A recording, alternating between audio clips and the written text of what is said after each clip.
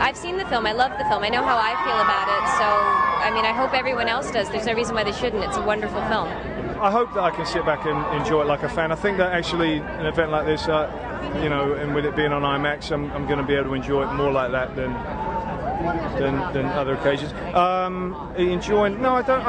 You know, I try to sort of remove myself, but usually after most movies I watch, I always say it's the last time I'm going to watch a movie that I'm in. But then, you know, you're working with so many people; it's a team effort, and so I sort of feel disrespectful not to want to see what everybody did and what everyone's work was. So I was just round the corner here. This was sort of my old stomping ground, and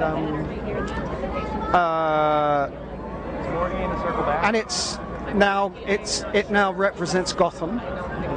You know, even though it's digitally enhanced and altered somewhat, but it is very much New York. So we've forsaken Chicago for New York.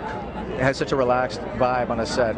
He's worked with most of the people on his crew are from, you know, he started with Memento. So there's a real shorthand with them, and they're always joking around. So it's a really relaxed environment. As outrageous as the budget is, you know, you always feel like, oh, this is just another project. At least he makes you feel that way. And then you step back and you look at the sets and you go, wow, okay, all right. It was right behind me, so you know, I had to run, and as I was running, they were going off right behind me. So for me, it was nerve-wracking because we only had one opportunity, one take to do it, and so I wanted to make sure I did it right and do my part. So I'm excited to see what the final product is going to look like tonight. Well, I started training before The Wettest County, so I was training in the film that I did with Shire in Georgia and John Hillcoat. So I started training about 4 months before.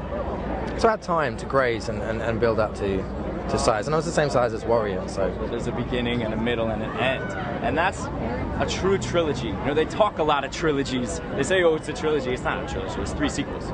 But this is really a trilogy. There is a beginning and a middle and an end, and like that's what satisfies me as an audience member.